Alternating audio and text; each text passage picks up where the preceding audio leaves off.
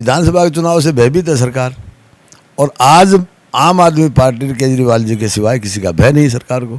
सरकार ने भी, प्रशासन ने भी, सब ने मिल के एक श्याम दाम दंड भेद नीति बना के और सारा ताकत लगा के इंदु शर्मा को पराजित करा दिया। नमस्कार दोस्तों, मैं हूं आपका दोस्त विनोद शर्मा और आपके साथ एक और तस्वीर ले आया हूं। हालांकि ये चुनाव की तस्वीर नहीं है, चुनाव के बाद शहर की जनता जानना चाहती है। हमने दिखाया जो जीते हैं उनके भाव क्या हैं, लेकिन जो जीत के करीब पहुंचे और जीत नहीं पाए, उम्मीदें थी शहर को कि वो कैंडिडेट हमारा भला कर सकते हैं। उन वोटर्स को जिन्होंने वोट दिए, चाहे आम आदमी पार्टी की बात करूं, बीजेपी की बात करूं या फिर निर्दलीय के तौर पर मीनू अग्रवाल मौजूद थी मैदान में, तो उन सब के भाव क्या चल रहे हैं आजकल, उनके विचार क्या चल रहे हैं आजकल। तो आज स्पेशली इंदु शर्मा कैंडिडेट आम आदमी पार्टी से रनर अप रही, वो अच्छी लड़ाई लड़ी, उसके बावजूद वो जीत नहीं पाई। और कहीं ना कहीं आज शहर में चर्चाएं बहुत सारी हैं, अलग अलग तरह की। आप भी कमेंट में लिखें कि क्या चर्चाएं हैं।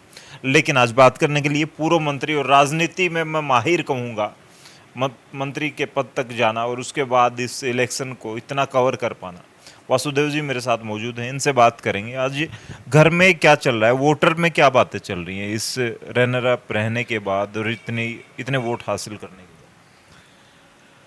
शर्मा जी, सर्वप्रथम तो मैं भिवानी के मतदाताओं का आभार जताता हूँ और सभी मतदाताओं का, इस बात के लिए भी सभी मतदाता धन्यवाद के पात्र हैं कि ये चुनाव सुख शांति से बगैर किसी दंगा फसाद के संपन्न हुआ। मेरे परिवार की बात जहाँ तक है कि आम आदमी पार्टी की प्रत्याशी हमारी पुत्रवधू इंदु शर्मा, जिन्होंने बखूबी बड़ी ईमानदारी से और बड़ा मेहनत करके ये चुनाव लड़ा था, और उम्मीद भी यही थी कि शायद जनता का प्यार, जनता का आशीर्वाद, मतदाताओं का आशीर्वाद उसे मिले, और उसे मिला भी। आज आम आदमी पार्टी को 21,000-22,000 हज़ार वोट लेना उनका मनोबल बढ़ाने की बात है, गिराने की नहीं। और मैं ये समझता हूँ कि ये जो चुनाव था ये बहुत ज़्यादा जातिगत उस पर आके खड़ा हो गया।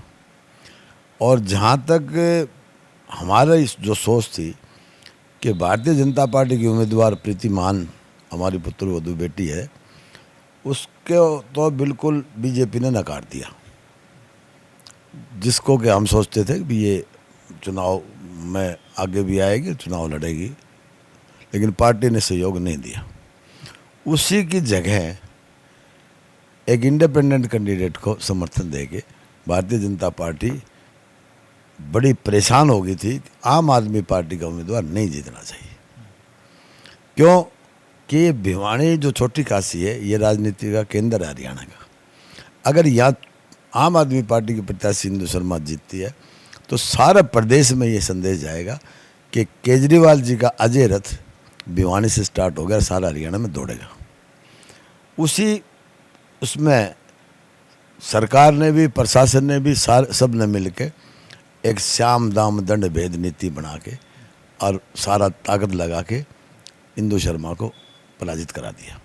लेकिन भिवानी की जनता आज भी, मन से ईमानदारी से आकलन किया जाए तो वो आज भी इंदु शर्मा को चेयरपर्सन की सशक्त उम्मीदवार मानती है। आप मंत्री रहे हैं, राजनीति काफ़ी वर्षों की हो गई, अनुभव आपका काफ़ी वर्षों का है। आपने कहा कि जातिगत रूप ले चुका था ये इलेक्शन, तो क्या लगता है कि आपका समाज कहीं ना कहीं कमज़ोर पड़ गया? क्योंकि आप तो हमेशा कहते हैं कि भिवानी में अगर वोटरों की बात करें तो ब्राह्मण वोट बैंक सबसे ज़्यादा है, और जितना वोट बैंक आप बताते हैं तो उतने ही वोटों से तो मार्जिन से जीत जाता फिर तो आपका कैंडिडेट। मैं पहले भी कह चुका, इसमें कोई संदेह नहीं, सबसे ज़्यादा मतदाता भिवानी में ब्राह्मण है। और ब्राह्मण एक, मैं जाति नहीं मानता, एक ब्राह्मण विचारधारा है। और ब्राह्मण जो है वो कभी भी किसी उस पर नहीं चलता। वो अपने अपने संबंध जहाँ रखता है, जहाँ उसका विश्वास होता है, जहाँ उसका जो भी उसका जो रोज़गार मिल रहा है, उस पर भी काफ़ी असर पड़ता है। ब्राह्मण समाज यहाँ कोई लंबा चौड़ा प्रॉपर्टीज़ के मालिक नहीं है, वो भी डिपेंडेंट है कहीं ना कहीं। तो कई प्रेशर, दबाव पड़ के, जातिगत आधार पर दबाव डाल के उनको भी भड़काने का प्रयास किया, और ये तो सामने ही है। और फिर भी उसके बावजूद भी ज़्यादातर ब्राह्मण समाज ने हमारे आम आदमी पार्टी की नीतियों से प्रभावित होकर इंदु शर्मा को वोट दिया। आपने आम आदमी पार्टी की नीतियों की बात कही, समाज में और कहीं ना कहीं भिवानी में नीचे ही नीचे ये बातें भी चल रही थी कि वासुदेव का कद बहुत बड़ा है, इस परिवार का कद बहुत बड़ा है। वो निर्दलीय के तौर पर आते तो हो सकता है जो दूसरी तरफ गए हैं लोग, आम आदमी पार्टी से जो कटते हैं वो लोग, निर्दलीय के तौर पर आप जीत जाते। भवानी जिस तरीके से जीता है तो आप भी जीत जाते, आपकी तरफ हो सकता है। जो बीजेपी का आप खुद कह रहे हैं कि आम आदमी पार्टी को दबाने के लिए बीजेपी ने काम किया, तब नहीं करते तो शायद आपकी ये निकल जाती है। फैसला आपके लिए गलत रहा आम आदमी पार्टी की तरफ जाने का। इंदु शर्मा और मेरा बेटा रोहित शर्मा, जो कि पहले जो हमारे सांसद गुप्ता जी जो आए थे, उनकी अगवानी में पार्टी ज्वाइन की थी और उसी दिन उसी स्टेज पे उन्होंने इंदु शर्मा को आम आदमी पार्टी की चेयरपर्सन की प्रत्याशी घोषित कर दी थी। और पार्टी का अपना एक वजूद होता है, पार्टी की अपनी एक पॉलिसी होती है। इंडिपेंडेंट एक बार तो दाव लगा सकता है, चाहे जातिगत राजनीति कर लो, चाहे धक्का मुक्की कर लो, चाहे आदमी वो खरीद फरोख्त कर लो, लेकिन पार्टी पार्टी होती है। पार्टी की नीतियाँ और पार्टी का संदेश आम आदमी के गले उतरता है और इसमें कोई संदेह नहीं कि हमारा बड़ा परिवार जो संगठन था उसका बड़ा भारी योगदान रहा है। हमारे हर मोहल्ले में, हर गली में हमारा बड़ा परिवार का भी वोटर, मतदाता, कार्यकर्ता हमें मिला है। और इसी की देन थी कि दोनों मिलने के बाद में सारे शहर में ये थी कि इंदु शर्मा 100% जीतेगी। लेकिन मैंने बताया ना, जब सरकार ये बना लेती है प्लान कि श्याम दाम दंड भेद सारी नीतियाँ, और मैं तो ये समझता हूँ कि विधानसभा के चुनाव से भयभीत है सरकार, और आज आम आदमी पार्टी केजरीवाल जी के सिवाय किसी का भय नहीं सरकार को, तो उनके लिए तो ये जरूरी था ना। और मैं तो ये समझता हूँ अभी तो ये ट्रेलर है, फिल्म तो अभी बाकी है। 2024 के चुनाव में फिर दोबारा दंगल में उतारेंगे अपने प्रत्याशियों को, ठोक के चुनाव लड़ेंगे, उसमें पता चल जाएगा, दूध का दूध पानी का पानी हो जाएगा।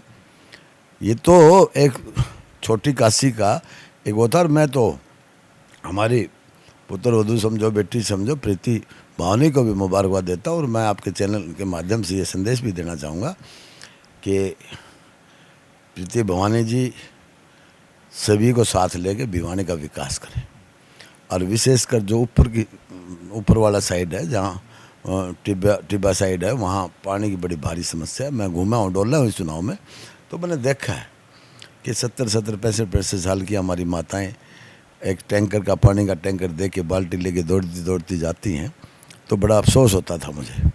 और मैं तो सरकार से भी ये वो करूँगा, अनुरोध करूँगा कि सरकार इस बारे में विशेषकर पीने के पानी की तो कम से कम समस्या का समाधान अवश्य करें। पूर्व में चेयरमैन रहने का मौका मिला भवानी को, हालांकि कुछ समय के लिए रहे, और निकाय की राजनीति के साथ जुड़े रहे हैं। क्या लगता है जिस तरीके से जनता ने अब अपना मत दिया है, अब मत मिलने के बाद वो अब जीते हैं, चेयरमैन उनके घर से बन चुका है चेयरपर्सन, अब भिवानी का उसी तरीके से विकास हो पाएगा जैसे सरकार में रह के? और सरकार के साथ बातें भी चल रही कि जल्दी ही सरकार को समर्थन दे देंगे, बीजेपी के ही हो जाएंगे। तो शहर की जनता जो निर्दलीय की तरफ जाना चाहती थी या क्या करना चाहती थी, ये है क्या राजनीति? आपके बहुत पुराना अनुभव रहा है, आप निर्दलीय के तौर पर जीत जाते हैं, फिर उसी सरकार के पक्ष में चले जाते हैं। लोग कह रहे हैं कि हमने तो घोटालों के खिलाफ ये वोट दिया था और अब फिर उसी की सरकार बन गई। ऐसा कुछ है भिवानी में? क्या लगता है? देखिए शर्मा जी, कि ये जो कैंडिडेचर था, ये जो भवानी प्रताप जी वाली बात कर रहे हो ना, वो तो बीजेपी की बी टीम थी। बीजेपी में तो थे पहले, एमसीपी थे, और ये चुनाव यहाँ का विधायक खुद लड़ रहा था। आपने कभी बीजेपी की मीटिंग में देखा हो, कहीं किसी कार्यकर्ता सम्मेलन में देखा हो? ये तो भारतीय जनता पार्टी का जो विधायक था भाई घनश्याम शराफ जी, वो खुद चुनाव लड़ रहे थे पर्दे के पीछे, और उन्होंने सारी ये स्कीम बना के एक षड्यंत्र के तहत एक सारा सिस्टम को तोड़ मरोड़ के जो लोगों का ज़मीर खरीदने का काम किया, जो लोगों की भावनाओं को कुचलने का काम किया, उसका खामियाजा तो अगर इनको दोबारा चुनाव लड़ने का मौका मिला तो पता लग जाएगा। मतलब कि अब आपको लगता है कि इतने साठ-गांठ कर सकते हैं, इतनी ताकत आज भी है भिवानी के विधायक में कि हार जीत तय कर सकते हैं? वो इतने लोग बेशक उनको ढीला ढाला मानते हैं, शांति प्रिय मानते हैं, लेकिन राजनीति के बादशाह हैं फिर इस हिसाब से कहें? नहीं, राजनीति के बादशाह तो मैं नहीं मानता। ये तो खरीद फरोख्त को आप राजनीति क्यों मानते हो? राजनीतिक आदमी तो साफ सुथरा, हमारा जो ये 22,000 वोट है, ये साफ सुथरा वोट है। इसमें किसी आदमी को कोई लोभ, कोई प्रलोभन कोई नहीं था। वो तो साफ सुथरी राजनीति। आप जानते हैं कि पिछले दिनों जो म्यूनसिपल कमेटी में जो घपले हुए, जो भ्रष्टाचार हुआ, उसके तहत तो दुनिया बोल रही थी भाई इसमें एमएलए भी जुड़ा है, और इसमें बाहर के एमएलए का भी नाम लिया जा रहा था। वो रोहतक वाला जो एक्स एमएलए है, उसका भी नाम लिया जा रहा था। इसमें तो उन सारी बातों पे मिट्टी डालने के लिए अब जब सरकार ही लग जाए, जो भ्रष्टाचार को बढ़ाने का लग जाए, तो फिर तो वो है ना, अब सैया भय थानेदार तो डर का आएगा, कोतवाल भय तो डर का आएगा, वही बात है ये। बीजेपी में एक तरफ संगठन की बातें चल रही हैं कि संगठन ने अपना कार्यकर्ता को प्रत्याशी बना के भेज दिया। उस तरफ सरकार की बातें, जैसे आप भी कह रहे हैं कि सरकार के बड़े बड़े नेताओं ने ये चाहा कि भवानी को बना देंगे, तो शायद आपस में आपको लगता है कि आपस में दो बीजेपी बन गई है। जिस तरीके से कांग्रेस पर आरोप लगाती आई है बीजेपी की, कांग्रेस कई पार्टों में बटी हुई, कई भागों में बटी हुई, तो बीजेपी में भी वैसा ही संकेत दिखने लगे हैं। बीजेपी अपने आखिरी दौर से गुजर रही है। आने वाले चुनाव में भारतीय जनता पार्टी, जो कि सिर्फ इस प्रदेश के भोले बड़े किसानों, चाहे छोटा व्यापारी हो, चाहे उनको जात पात में बांट के राजनीति करना चाहते हैं, चाहे वो धर्म के नाम पे बांट के राजनीति, अब ये नहीं चलेगा। लोगों को रोजगार चाहिए, लोगों को सुविधाएं चाहिए, चाहे वो चिकित्सा संबंधी हो, चाहे पानी की हो, बिजली की हो, सीवर की हो। किसान को भी अपना पानी चाहिए। आप देखिए हालत क्या कर दी प्रदेश की, और ये समय आने पे लोग मौके की तलाश में हैं। जनता को जब भी मौका मिलेगा तो इस पार्टी को धराशायी कर देगी। वोटिंग भी एक वजह रही क्या? 69% और समथिंग पॉइंट कुछ वोटिंग हुई है, और 75 से ऊपर की बातें चल रही थी, 80 तक की, कि नेक टू नेक फाइट है, तो कहीं ना कहीं हो सकता है कि वोटिंग बहुत ज़्यादा हो। ये आम आदमी का चुनाव बन चुका है, भिवानी का चुनाव, सबसे ज़्यादा पेच फंसे हुए थे यहाँ पर, लेकिन उसके बावजूद वोटिंग काफ़ी कम हुई है। ये भी एक बड़ी वजह है हार जीत जिस तरीके से दाएं बाएं। जी जी, वोटिंग, एक तो सुबह का बारिश होना, लोगों में थोड़ा सा उत्साह कम हुआ कि भाई बारिश हो रही है, निकलेंगे। और फिर देखो, काफ़ी लोग भिवानी के रोज़गार की समस्या में बाहर गए हुए हैं, उनको आने में भी बड़ी भारी दिक्कत हुई। काफ़ी लोग आ नहीं पाए जो चुनाव वाले दिन।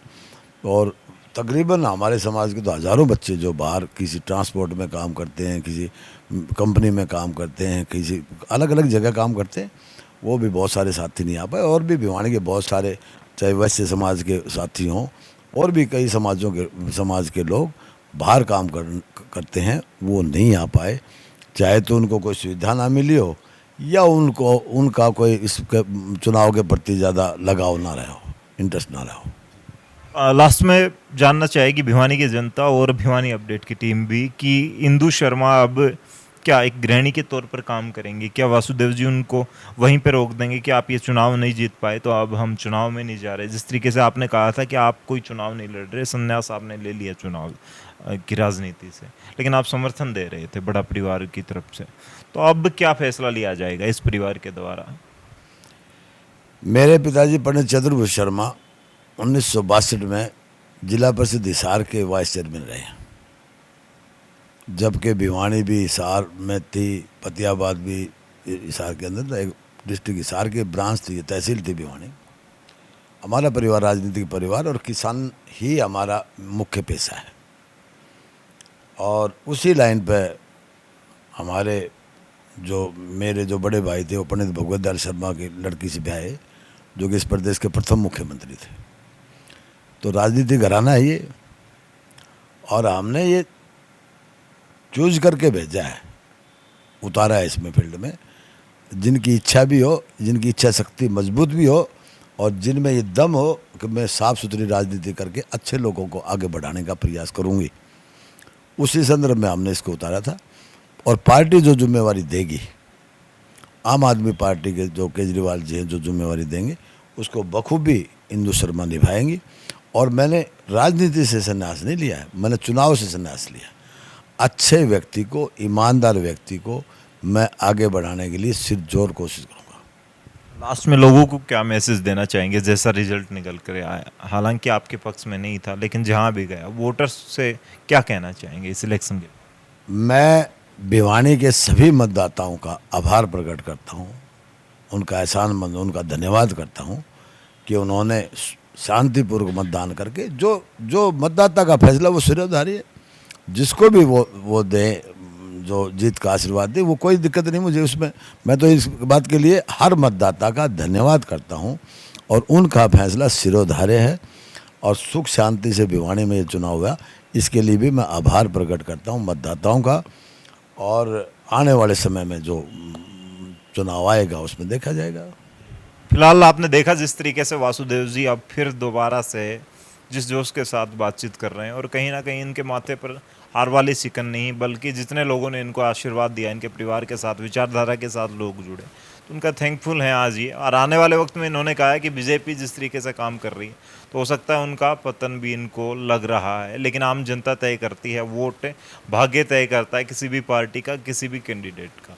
भिवानी में इस परिवार को जितने वोट मिले उसके बाद ये परिवार राजनीति में कितना सक्रिय हुआ है जरूर लिखें, और क्या माहौल बनने वाला है भिवानी की राजनीति में अब इस इलेक्शन के बाद जरूर लिखें। इस वीडियो को शेयर करें, कमेंट बॉक्स में अपनी राय जरूर दें। तब तक के लिए धन्यवाद। राम राम।